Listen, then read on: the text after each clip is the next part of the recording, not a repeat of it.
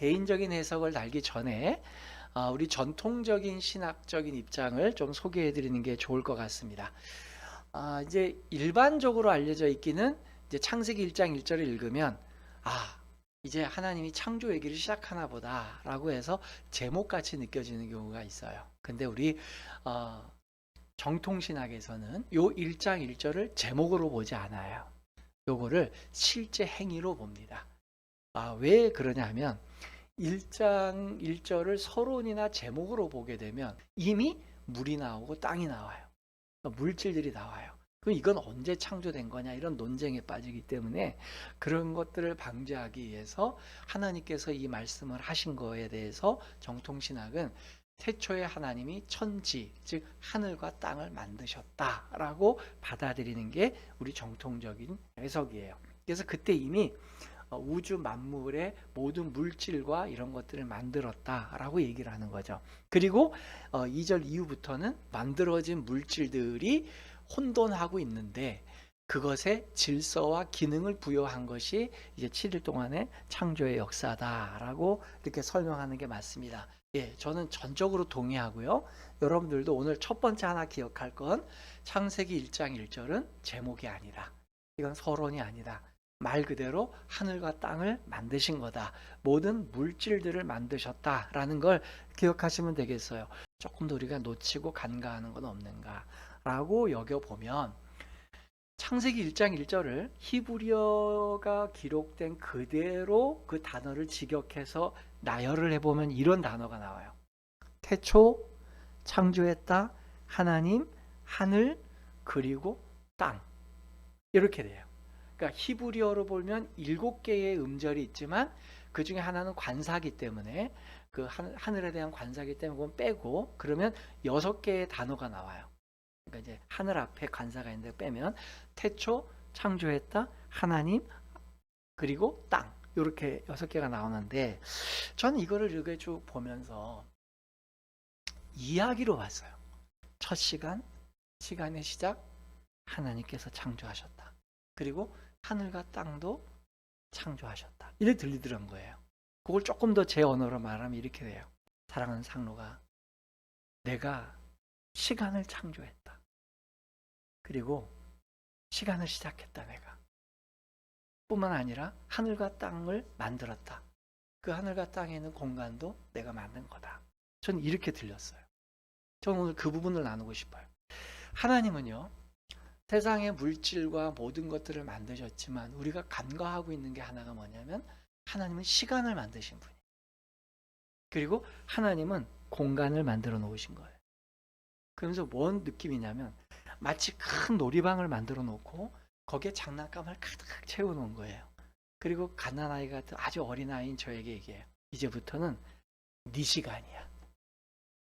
내가 너한테 주는 시간이니까 마음껏 이 큰 방에서 내가 만들어 놓은 모든 준비해놓은 이 장난감 가지고 놀아. 저는 이렇게 들렸어요. 첫째 날 무엇을 창조하셨습니까? 라고 질문을 누군가 저한테 던지면 저는 답변을 이렇게 하겠어요. 하나님은요. 시간을 만드셨고 저를 위해 공간을 만드셨고요. 그리고 저를 위해 우주의 모든 만물, 재료를 만드셨어요. 그리고 빛을 만드셨어요. 그것을 움직일 수 있는 에너지를 만드셨어요. 전 제 답은 그거예요.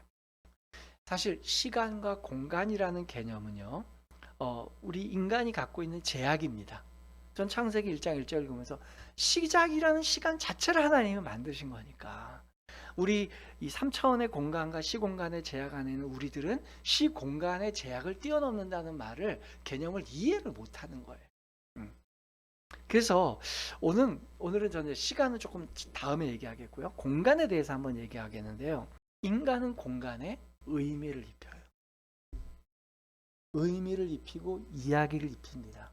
그것이 예술로 되면 미가 되는 거고 그게 인테리어가 되는 거예요. 인간이 인테리어 할 때 제일 많이 쓰는 것 중에 하나가 사진 같은 거 배치하잖아요. 뭐 글귀 같은 거 배치한다든지 그게 뭡니까? 이야기를 담는 거예요. 근데 하나님이 처음에 우리 인간에게 공간을 주셨는데 인간이 타락함으로 인해서요. 이 공간에 대한 인지와 공간을 활용하는 부분이 변질되고 왜곡됐다는 거예요. 그 왜곡이 어떤 현상으로 나느냐? 첫 번째, 인간이 타락을 안 했으면 하나님께서 주셨던 그 공간감과 공간의 활용과 의미를 그대로 받아들였을 텐데, 타락한 인간이기 때문에 찾아왔던 필수적인 훼손된 공간에 대한 인식이 뭐냐면요, 바로 가둬진 공간을 축소지향적으로 보기 시작했다는 인간. 인간은 점점 자꾸 좁은 공간에 대한 그리움과 또 거기에 애착이 좀 있습니다. 누구나가. 하나님이 우리에게 최초로 주셨던 공간은 얼마만큼의 크기였을까요? 하늘과 땅이었어요. 그러니까 우리는 천지를 만드셨다는 거에만 개념을 갖고 있는데, 하나님이 우리에게 주신 놀이방이 얼마나 컸냐면 하늘부터 땅까지 여기 다 네 거야. 저는 이게 느껴져요. 우주 밖에서 우주를 창조하신 하나님께서 이러는 거야. 이 우주 굉장히 넓다. 근데 네가 처음에 놀기엔 여긴 너무 멀으니까 안 되고 지구를 하나 딱 만들어 주시고 하늘과 땅 네 거야. 앞으로 네가 마음대로 놀아. 라고 주신 거예요. 그 중에서 주님께서는 우주도 처음에는 관리가 안 되고 사람의 들의 초목이 사람이 관리가 안 돼서 경작할 사람이 없는 상황이다 보니까 그 큰 넓은 땅을 지구를 혼자 그 아담 혼자에게 주셨으면 얼마나 횡하겠어요. 그러니까 주님이 에덴 동산이라고 하는 동산을 주셨는데 주님이 관리를 해주신 거죠. 이 에덴 동산은 이 다른 지구에 있는 에덴 동산 바깥에 있는 지구와는 다르게 관리가 된 동산이에요. 그러니까 야산과 동산은 다르잖아요. 그죠? 동산은 하나님이 세팅을 했어. 꾸미고 예쁘게 과실수 놓고 각양 먹기 좋은 과실수를 심겨놓고 하나님의 가든 정원을 만든 거예요. 그래서 하나님이 직접 설계해서 만들어 놓고 사람을 거기다 데려다 놨어요. 그래서 뭐냐면 내가 이렇게 만들었어. 너 이렇게 이제 만들어. 어디로? 그 에덴에서 내 강이 기원되는데 이 모든 지구를 네가 이렇게 만드는 거야. 아들아. 전 이게 느껴져요. 그래서 주님이 타락하기 이전에 사람에게 기대하셨던 것은 하나님이 직접 만드신 에덴이라고 하는 샘플을 보여주고 이 에덴처럼 이 지구를 만들어. 네가 마음껏 펼쳐라. 그래서 인간은요. 자꾸만 우리를 축소지향적으로 생각할 게 아니라 우리가 하나님의 형상으로 제대로 우리가 회복이 되면 위로 하늘 아래로 땅까지 이 넓은 세계 전체가 하나님의 거예요. 하나님의 건데 하나님의 자녀들에게 주신 거예요. 저는 이걸 잘 몰랐어요. 우리가 주님의 손에 붙잡힌 바 되면 우리의 놀이터는 하늘과 땅에 있는 공간 전체가 우리의 놀이터라. 아멘. 그래서 우리를 너무 축소지향적으로 보지 않았으면 좋겠어요. 하나님은 우리를 이 세상 가운데 높이 드셔서 어디든지 쓸 수 있도록 활용할 수 있도록 이 세상 전체를 우리의 놀이터로 만들어 주셨다는 거 잊지 않으셨으면 좋겠어요. 하나님이 세우신 모든 세상 가운데서 주님께서 나를 어디에 세우신 간에 거기에서 활약하고 살 수 있다. 그것 자체가 목적이 되면 불행해져요. 나는 넓어지고 영양가를 높여야 되고 또 영향력을 넓게 펼쳐야 되고 유명해져야 되고 이신양명해야 된다. 그것 자체가 목적이 되면 그건 이제 우리 인생이 불행해지지만 그 경계를 두지 않고 하나님께서 나를 작게 쓰든 넓게 쓰든 높게 쓰든 낮게 쓰든 모든 것이 주님의 주권에 있습니다라는 생각은 할 필요가 있다는 거예요. 굳이 우리가 기어들어가고 숨고 그럴 필요는 없다라는 생각입니다. 공간에 대한 또 다른 우리 타락한 인간의 본성이 만들어낸 게 뭘까요? 바로 죄를 짓기 위한 공간을 창출하기 시작한. 죄를 짓고 도망가는 공간, 죄를 짓고 숨는 공간, 죄를 조장하기 위해서 만든 공간, 또 죄를 짓고 영원히 숨을 수 있다고 착각하게 만드는 공간, 죄를 무감각하게 만드는 공간, 죄로부터 탈출할 수 없게 만드는 공간, 이런 거예요. 원래는 지구 전체가 인간에게 주신 거였고 그 중에 에덴 동산을 통해서 넌 확장해 나가라고 명령 주셨는데 타락한 인간이 최초로 한 행동이 뭐죠? 나뭇잎 뒤로 숨은 거예요. 동산 꼭대기 산 꼭대기 올라가서 죄를 짓고 산 꼭대기로 올라가서 전 세계를 바라보면서 이 세상이 내 거다 이게 아니고요. 죄를 지은 인간이 제일 먼저 한 일은 좁은 공간으로 들어가 숨은 거였었어요. 그래서 이 죄의 속성 중에 하나가 자꾸만 축소지향적으로 생각하고 또 공간 자체를 그 죄의 공간으로 만들어 버리는 거예요. 나뭇잎 뒤에 숨으면 죄가 감춰질 줄 안다는 그 마음, 그게 공간을 통해서 내 죄를 가릴 수 있다고 생각하는 거죠. 인간은 사람들은 공간을 만들어요. 물질 문명이. 근데 인간이 만든 그 물질 문명이라는 공간 안에서 사람들은 절대로 나갈 수가 없어요. 자발적으로. 하나님을 떠나서 죄의 종로로 타고 죄의 노예가 돼버리면 거기에 묶이게 되어버리는 거죠. 우주를 바라보고 하늘을 바라보고 넓은 하나님의 세계를 바라보게 하실 때가 있어요. 그럴 때면 공통적으로 천지를 창조하신 하나님이 나의 주권자이신데 내가 지금 요거에 지금 갇혀서 이러고 있을 때인가. 하나님은 나를 더 넓은 세계에서 더 존귀하고 더 귀하게 더 수준 높게 사용하실 텐데 할 때 그 죄로부터 탈출해 나오는 그런 경험들을 전 해본 적이 있습니다. 마지막 그 세 번째로 생각해야 될 공간에 대한 얘기는요. 거룩을 위한 공간이에요. 그러면 이제 죄를 위한 공간, 축소지향적인 공간 이런 건 생각했는데 거룩을 위한 공간을 통해서 주님이 우리에게 들려주시는 이야기는 뭘까? 타락해서 점점 자기만의 영역을 쌓고 공간 안으로 들어가고 거기에서 죄의 향락의 중심에 파묻혀버리는 인간들을 향해서 하나님은 어떤 공간으로 다가오셨냐? 이들을 다시 거룩하게 하셔야 되는데 어떻게 오셨느냐? 하나님께서 선택하신 공간은요. 성막이었어요. 텐트였어요.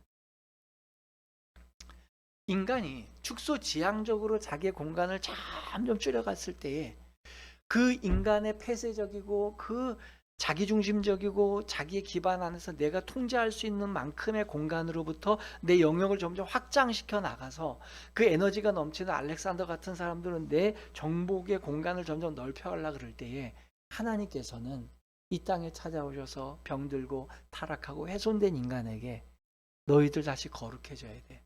너희가 이 우주의 다시 주인이 돼야 돼 라고 찾아오실 때 우주를 들고 오신 게 아니라 하늘과 땅을 열고 오신 게 아니라는 거예요.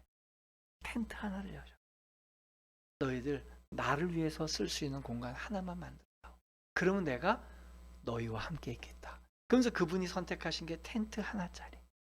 요즘으로 말하면 그냥 4식구 정도가 들어가서 살 수 있을 만한 그 정도의 조그마한 텐트, 성막을 만드셨어요.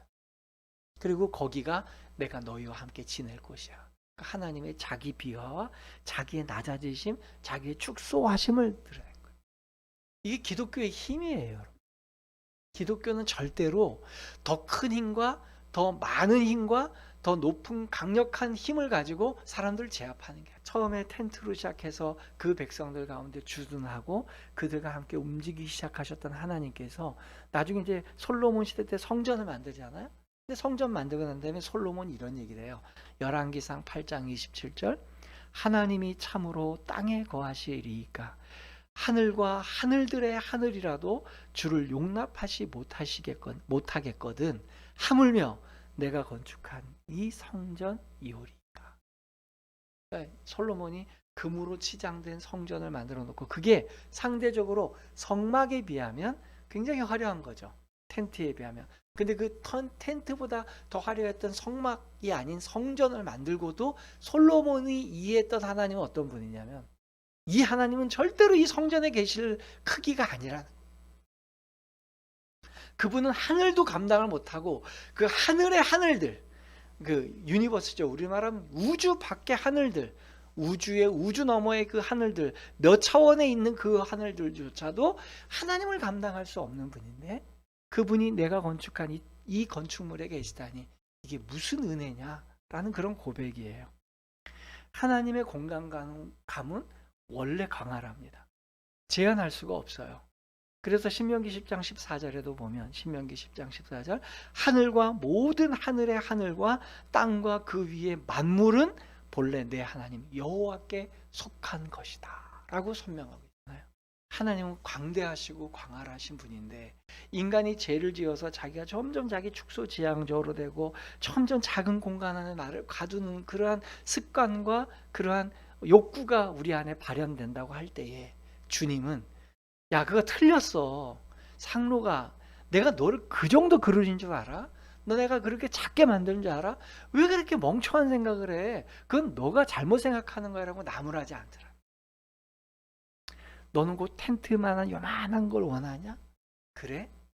그럼 내가 네 텐트 옆에 내 텐트 하나 짓게. 너는 그 정도 작아야지만 안심을 하는구나.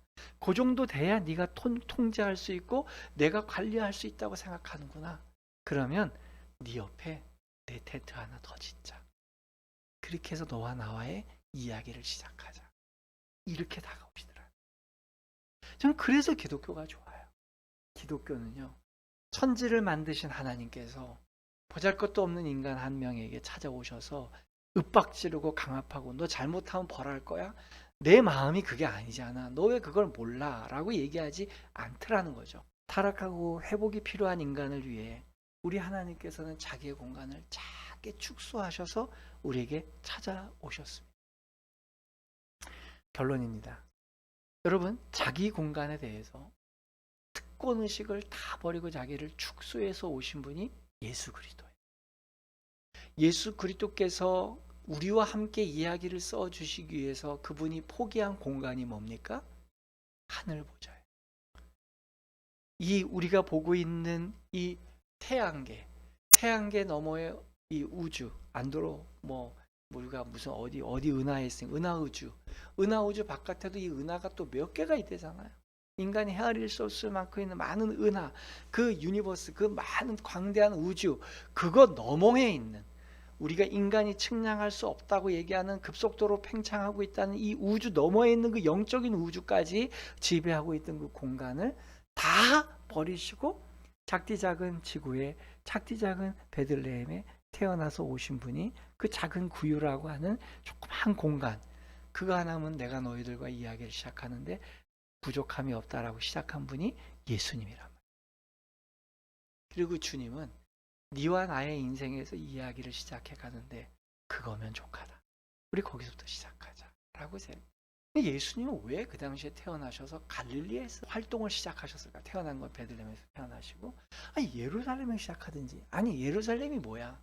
로마에서 태어나시지 차라리. 그래서 로마에서 태어나셨으면 전 세계적으로 그 복음을 확산시키고 그의 가치를 드러내기 좋으셨을 텐데, 그런 생각이 딱 드는 거예요. 갈릴리는 이스라엘에서도 사마리아를 건너가야지 갈릴리잖아요. 얼마나 변방입니까? 주님이 우리에게 다가오셨어요. 아주 작은 공간감을 갖고 다가오셨어요. 왜? 우리가 갖고 있다고 느끼는 공간감이 그만큼 작기 때문에. 우리가 이 땅에서 예수님을 증언하고 전파하고 나아갈 때에 우리에게 주어진 여건이 비록 책상 하나, 좁은 공간 하나, 또 그냥 머리 하나 들어가서 자고 빨래 하나 정도 할 수 있는 정도의 공간만 있다면 감사히 여기고, 주님도 우리가 같이 작게 시작하셨으니 성막과 함께 움직이는 그런 마음 가지고 주님 앞에 하루하루 성실히 일하다 보면 끝까지 나를 여기에 작은 공간에 나를 제한시키지 말고 하나님께서 우리를 놀게 하신 놀이터는 하늘과 땅 아래 이 무수한 공간이라는 거, 이 광대한 공간이라는 걸 잊지 않았으면 좋겠어요.